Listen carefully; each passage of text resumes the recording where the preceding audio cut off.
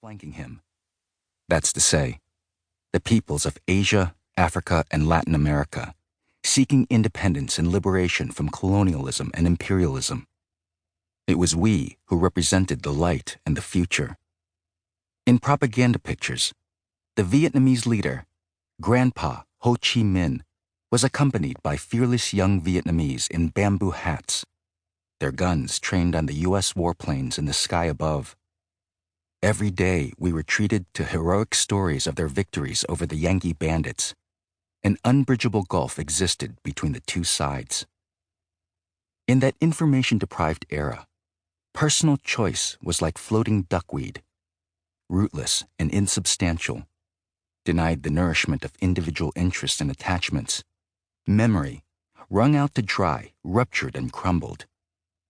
The proletariat has to liberate all of humanity before it can liberate itself, the saying went.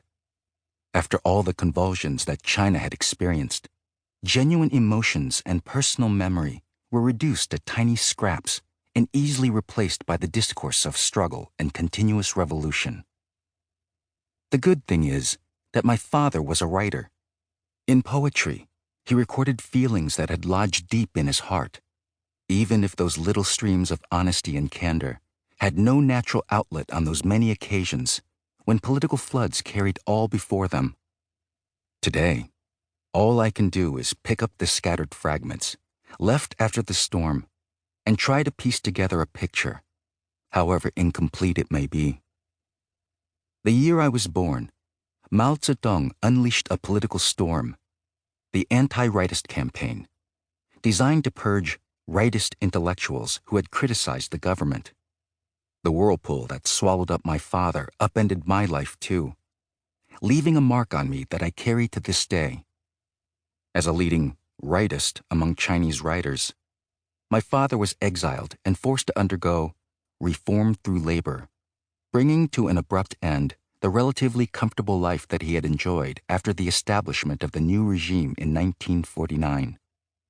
Expelled at first to the icy wilderness of the far northeast, we were later transferred to the town of Shih at the foot of Xinjiang's Tian Shan mountain range.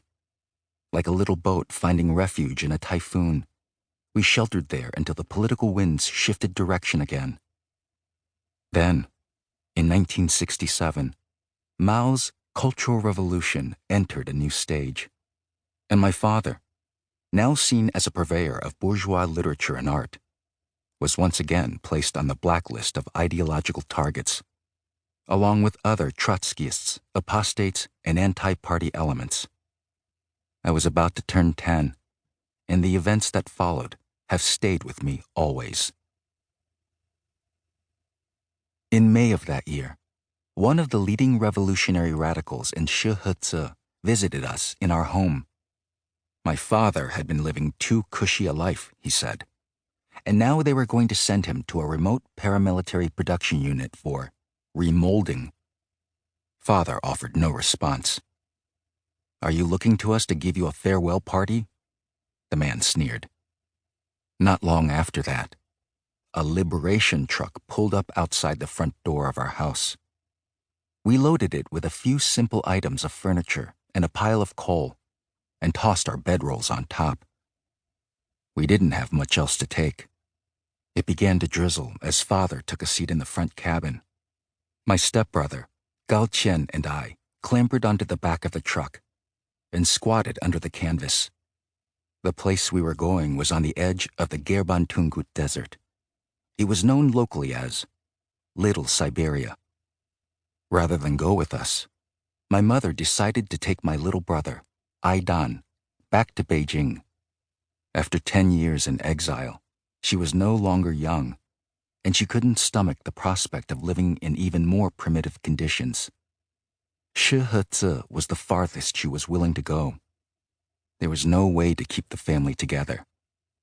I did not beg Mother to go with us, nor did I plead with her to leave my little brother behind. I held my tongue, neither saying goodbye nor asking if she was coming back. I don't remember how long it took for them to disappear from view as we drove off. As far as I was concerned, staying was no different from leaving.